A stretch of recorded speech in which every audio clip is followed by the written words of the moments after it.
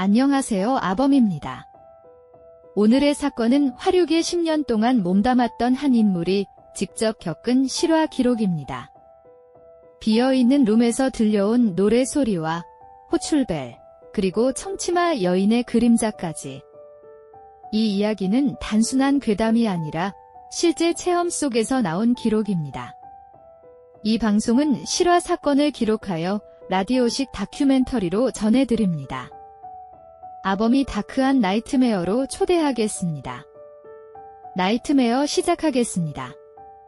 밤의 세계라 불리는 화류계는 화려한 불빛과 웃음으로 채워져 있었지만 그 속에는 보이지 않는 공포가 숨겨져 있었습니다. 한 남성은 이곳에서 무려 10년을 일하며 숱한 경험을 했다고 말했습니다. 처음에는 단순한 괴담쯤으로 넘겼지만 시간이 흐르면서 그도 무시할 수 없게 되었다고 합니다. 그것은 바로 현실 속에서 반복된 체험 때문이었죠. 그가 처음 겪은 일은 막내 시절, 가게 문을 닫고 마무리하던 날이었습니다. 홀은 정리되었고 기계도 꺼져 있었지만 빈 룸에서 노래가 흘러나왔습니다. 텅 빈 공간에 울려 퍼지는 목소리는 울부짖듯 끊어졌다 이어지기를 반복했죠. 처음에는 술 취한 손님이 남아있는 줄 알았다 합니다. 그러나 그것은 곧 설명할 수 없는 현상으로 바뀌었습니다. 그는 친구와 함께 그 방을 지켜보다가 복도에서 발자국 소리를 들었다고 회상했습니다.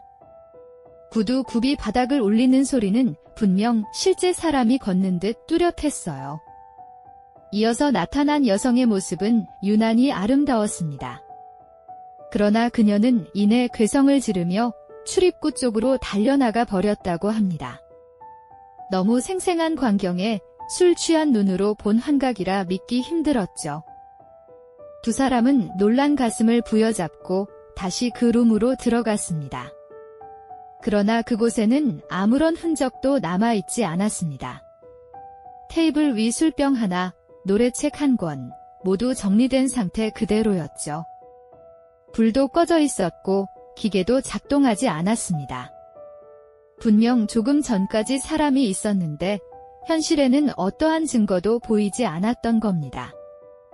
이 순간 그들은 설명할 길 없는 두려움에 사로잡혔습니다. 놀란 마음을 추스르기도 전에 또 다른 일이 벌어졌습니다. 마치 누군가 방 안에서 호출벨을 연달아 누르는 듯 경쾌한 벨소리가 울렸습니다. 특히 6번 방에서 울린 신호음은 너무나 분명했습니다. 문제는 그 방이 조금 전 자신들이 마감하려 했던 룸이라는 점이었죠. 이 일은 그가 화류계에서 처음 겪은 절대 잊을 수 없는 공포의 시작이었습니다. 시간이 지나면서 그는 조금씩 이곳의 이면을 알게 되었다고 합니다.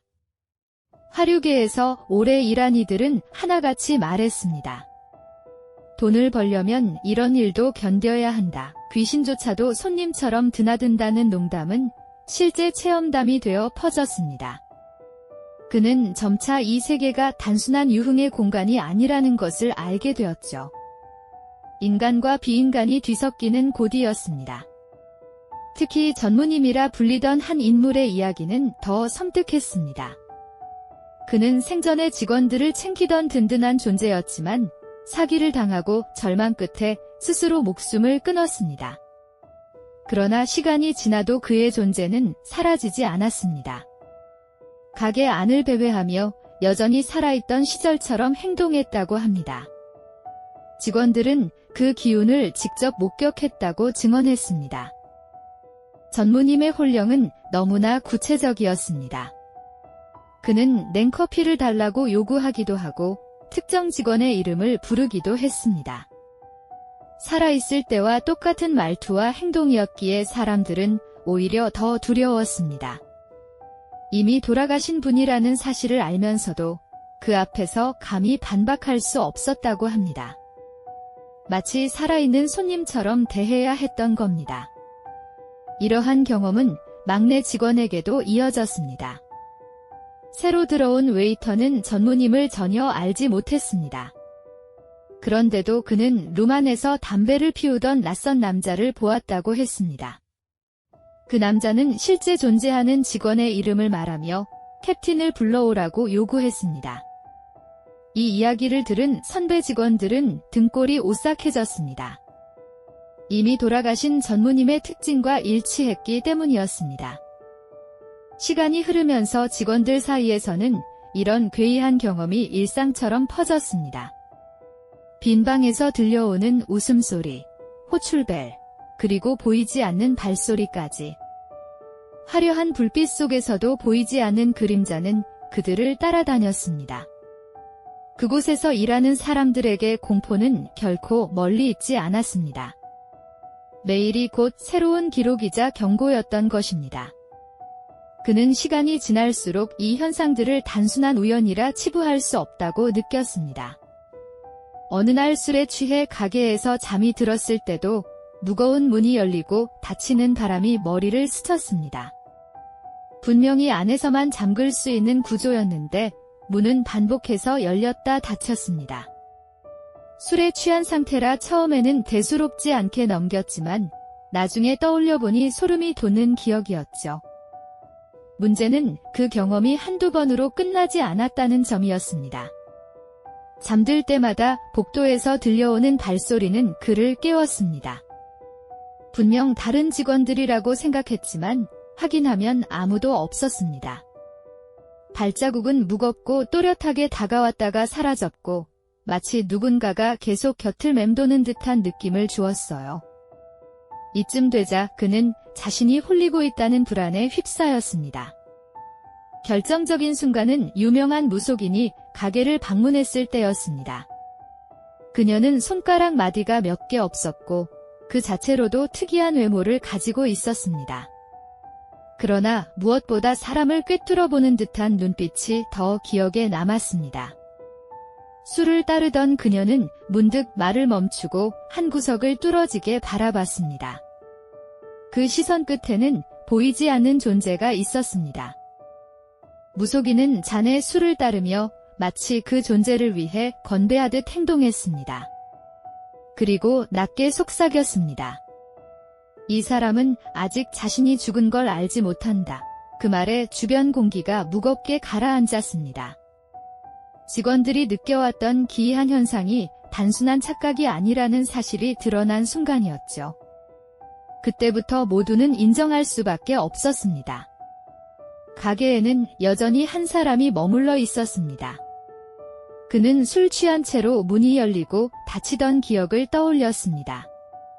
무속인의 말과 겹치자 등골이 오싹해졌습니다. 머리맡으로 스치던 바람, 무겁게 움직이던 문은 곧 돌아가신 전무님의 행동이었을지도 모릅니다. 죽은 줄 모른 채 이방저방을 기웃거리는 그의 모습이 눈앞에 그려졌죠. 단순한 괴담으로 흘려보낼 수 없는 기록이었습니다. 이후로도 기묘한 사건은 이어졌습니다. 새로 들어온 웨이터가 청소를 하던 중 낯선 남자를 보았다고 말한 겁니다. 그는 담배를 피우며 캡틴을 불러오라 지시했다고 합니다. 그러나 당시 캡틴은 그 자리에 없었습니다. 묘사된 외형은 이미 세상을 떠난 전무님과 동일했습니다. 전무님의 홀령이 아직도 그곳을 떠돌고 있다는 증거처럼 다가왔습니다. 직원들은 충격에 빠졌습니다. 살아생전처럼 구체적인 요구를 하고 담배를 피우던 습관까지 그대로 이어졌다는 점은 믿기 힘든 사실이었습니다. 하지만 막내 직원은 거짓말을 할 이유가 없었고 그의 혼란스러운 표정은 모든 것을 증명하듯 보였습니다. 결국 사람들은 전무님의 존재를 인정할 수밖에 없었습니다. 그것은 더 이상 과거의 사람이 아니었죠. 가게 안에는 또 다른 이야기도 있었습니다. 불이 나서 사람이 죽은 후 다시 영업을 시작한 업소에서 남자와 여자의 영혼이 목격되곤 했습니다.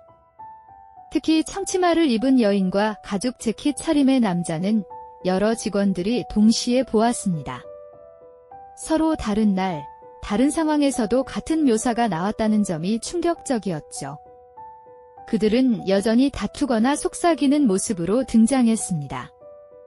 룸마다 설치된 작은 창을 통해 안을 들여다보던 직원들은 더 확실히 보았습니다. 분명 손님은 혼자 있었는데 창 너머에는 여자가 남자 어깨에 기대 앉아 있는 모습이 보였던 겁니다. 확인을 위해 들어가 보면 손님은 여전히 혼자였습니다. 그러나 목격자는 한둘이 아니었고 모두 같은 장면을 보았다고 말했습니다. 그 일은 가게 사람들에게 큰 충격을 주었어요. 이런 현상은 점점 더 자연스럽게 나타났습니다. 때로는 홀에서 음악이 흐를 때 남자가 스피커 앞에서 리듬을 타듯 고개를 까딱거리는 모습이 보였다고도 했습니다. 그 순간 다른 직원은 반대편 스피커 앞에서 청치마 여인의 그림자를 보았습니다. 동시에 두 방향에서 다른 존재가 드러난 것이죠. 그것은 오래된 불길한 사건이 아직 끝나지 않았음을 보여주었습니다.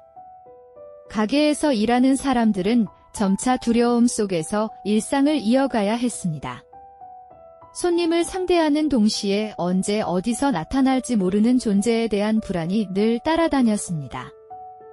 웃음을 지으며 술을 따르지만 등 뒤에서 시선이 느껴지곤 했습니다. 화려한 불빛은 오히려 그 어둠을 감추는 장막처럼 작용했습니다. 눈에 보이지 않는 무언가가 곁에 있다는 사실이 서서히 확신으로 변해갔죠. 특히 새벽 무렵 가게가 한산해질 때면 현상은 더욱 뚜렷해졌습니다. 텅 빈 룸에서 들려오는 잔소리 같은 목소리, 혹은 술잔이 부딪히는 소리는 누구도 부인할 수 없었습니다. 청소를 하던 직원이 방금까지 누군가 술을 따랐다는 듯한 흔적을 발견하기도 했습니다. 하지만 확인하면 아무도 없었습니다. 그때마다 사람들은 서로 눈빛을 교환하며 불안한 마음을 감추려 했습니다. 가끔은 손님들조차 기묘한 경험을 말했습니다. 혼자 들어온 손님이 옆자리에 여자가 앉아 있었다고 주장한 일이 있었습니다. 직원들이 룸을 확인했을 때는 분명 혼자였는데도 손님은 똑같이 청치마 여인을 묘사했습니다. 이런 증언이 겹쳐지면서 더는 단순한 착각으로 치부할 수 없었죠. 실제와 환영이 뒤섞인 경계가 허물어지는 순간이었습니다. 이후에도 노래방 기계에서 저절로 음악이 흘러나오는 일이 잦았습니다. 전원이 꺼진 상태에서도 멜로디가 울려 퍼졌습니다. 직원들은 그것이 누군가의 존재를 알리는 방식이라고 믿게 되었습니다. 음악은 손님이 없는 방에서 들려오거나 모두가 모여있는 순간에 갑자기 켜지기도 했습니다. 사람들은 점점 더 깊은 의문에 빠졌습니다. 이곳은 정말 안전한 공간일까요? 무속인은 다시 가게를 찾아왔습니다. 그녀는 조용히 공간을 둘러보며 손가락으로 특정 구역을 가리켰습니다. 바로 스피커 아래였습니다. 그곳에 기운이 집중되어 있다고 말했습니다. 실제로 많은 직원들이 그 지점에서 존재를 목격했다고 증언했습니다. 음악을 매개로 나타나는 것일지도 모른다는 말에 모두 고개를 끄덕였습니다. 설명할 수 없는 일들이 일관된 패턴을 보이고 있었죠. 그는 시간이 흐를수록 이런 체험이 단순한 두려움이 아니라 기록이라는 생각을 하게 되었다고 했습니다. 눈으로 보고 귀로 들은 모든 것은 사람마다 조금씩 다르지만 본질은 같았습니다. 죽은 줄 모른 채 남아있는 영혼, 그들과 얽힌 공간, 그리고 그로 인해 흔들리는 사람들의 마음. 이것은 단순한 소문이 아니었습니다. 현실에 새겨진 무형의 흔적이었습니다. 화류계의 화려함은 사실 얇은 막에 불과했습니다. 손님이 웃고 떠드는 그 이면에는 늘 차가운 기운이 감돌았습니다. 그는 종종 문득 그런 생각에 잠기곤 했습니다. 혹시 이곳이 죽은 자들이 모이는 무대가 아닐까 하고 말입니다. 돈을 벌기 위해 발을 들였지만 시간이 지나면서 그 자신도 점점 변해갔습니다. 공포는 일상이 되었고 일상은 기록이 되었죠. 직원들 사이에서는 서로의 체험을 공유하며 버텼습니다. 어떤 이는 밤마다 발자국 소리에 시달렸고 또 다른 이는 룸 안에서 둘이 싸우는 목소리를 들었습니다. 모두가 다른 체험을 했지만 이야기의 결은 하나로 이어졌습니다. 보이지 않는 존재들이 이곳을 떠나지 못하고 있다는 공통된 진실이었습니다. 사람들은 더 이상 이를 숨길 수 없었죠. 때로는 손님이 떠난 후에도 술잔에 따뜻한 기운이 남아 있었습니다. 누군가 방금까지 앉아 있었던 것처럼 의자의 열기가 감돌기도 했습니다. 작은 디테일 하나하나가 사람들을 압박했습니다. 공포는 눈에 보이지 않는 순간에 가장 짙게 드러났습니다. 죽은 자들의 잔향은 끊임없이 살아있는 자들에게 말을 걸고 있었습니다. 그는 말했습니다. 이 경험은 귀신 이야기가 아닙니다. 우리 삶의 어두운 단면을 마주한 겁니다. 눈에 보이지 않는 존재가 있다는 사실보다 그 사실을 받아들이며 살아야 했던 인간의 모습이 더 무서웠다는 것이죠. 화려한 불빛 속에서 웃음을 지어야 했던 사람들, 그 웃음 뒤의 떨림이야말로 가장 큰 공포였습니다. 이것은 기록으로 남겨야 할 현실이었습니다. 그는 오랜 세월 동안 화류계에서 일하며 수많은 사건을 기록했습니다. 가끔은 그 경험이 악몽처럼 되살아났습니다. 술에 취해 웃는 사람들 사이에서 그는 늘 곁에 서 있는 또 다른 그림자를 느꼈습니다. 때로는 전무님의 무거운 발자국, 때로는 청치마 여인의 낮은 속삭임이었죠. 그것은 결코 사라지지 않았고 세월이 흘러도 잔향처럼 남았습니다. 가게를 찾는 사람들 중에는 무심코 그 흔적을 마주한 이들도 있었습니다. 혼자 술을 마시던 손님이 갑자기 누군가 곁에 앉아있다고 중얼거린 적도 있었습니다. 직원들은 애써 웃으며 무마했지만 속으로는 공포가 몰려왔습니다. 그 말이 단순한 농담이 아니라는 것을 알고 있었기 때문이죠. 보이지 않는 존재는 늘 곁에서 숨쉬고 있었습니다. 시간이 흘러 그는 가게를 떠났습니다. 그러나 떠난 뒤에도 기억은 지워지지 않았습니다. 도시의 불빛을 마주할 때마다, 술잔이 부딪히는 소리를 들을 때마다 그때의 순간이 떠올랐습니다. 그가 남긴 말은 단순했습니다. 밤의 세계는 화려했지만 동시에 누구도 모르는 기록을 안고 있었다. 그것은 체험자가 아니면 결코 이해할 수 없는 무게였습니다. 사람들은 종종 묻곤 했습니다. 정말 귀신을 본 것이냐고 말이죠. 그러나 그는 대답했습니다. 그건 귀신이라 부르기보다 아직 떠나지 못한 사람들의 그림자다. 살아있을 때의 버릇, 말투, 습관이 그대로 반복되는 현상은 단순한 환영이라 부르기에는 너무 구체적이었습니다. 그는 그것을 단순히 공포라 규정하지 않았습니다. 기록이자 경고로 남겼습니다. 이야기를 전하며 그는 숨을 고르듯 잠시 말을 멈추었습니다. 마치 아직도 그 순간을 떠올리기 힘든 듯 했습니다.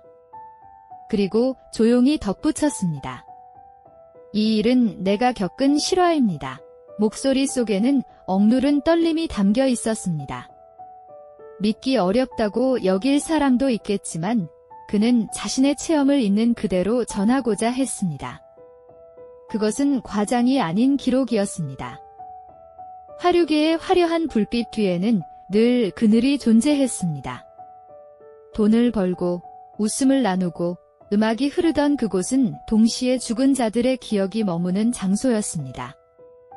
살아있는 자들이 그곳을 무대로 삼았지만 보이지 않는 자들도 여전히 곁을 차지하고 있었습니다. 두 세계가 겹쳐진 공간, 그것이 바로 그가 몸담았던 현실이었습니다.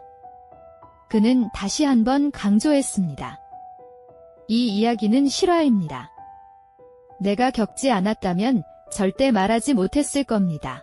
사람들은 흔히 귀신 이야기를 과장되었다고 생각합니다. 하지만 체험자는 압니다. 그것이 단순한 괴담과는 다르다는 사실을 말이죠. 실화라는 단어는 단순히 진실을 뜻하는 것이 아니라 기록으로 남겨야 할 무게라는 의미였습니다. 아범의 목소리는 여기서 더 깊어졌습니다. 그는 말했습니다. 우리가 기억해야 할 것은 단순한 공포가 아닙니다. 왜 누군가는 그곳을 떠나지 못하는가? 왜 같은 자리에 머무는가? 그 이유를 바라봐야 합니다. 그것은 인간의 욕망, 미련, 그리고 절망이 남긴 흔적이었습니다. 우리가 외면하면 또 다른 그림자가 탄생할 수 있습니다. 아범이 전하는 다크한 나이트메어, 오늘의 기록은 여기까지입니다. 우리는 이 사건을 통해 밤의 세계가 가진 그림자와 그 속에서 무너진 사람들의 흔적을 마주했습니다. 기억해야 할 것은 단순한 귀신 이야기가 아니라 그 뒤에 숨겨진 인간의 무게였습니다. 그것이 우리 사회가 지닌 또 하나의 그림자입니다. 청취자 여러분, 어둠은 멀리 있지 않습니다. 오늘도 우리 곁에서 스며들고 있을지 모릅니다. 누군가의 외침을 외면하지 않는 것, 그것이 우리가 해야 할 최소한의 책임입니다. 본 영상은 실화 기반 라디오 다큐멘터리입니다. 오늘의 나이트메어는 여기까지 하겠습니다. 아범이었습니다. 감사합니다.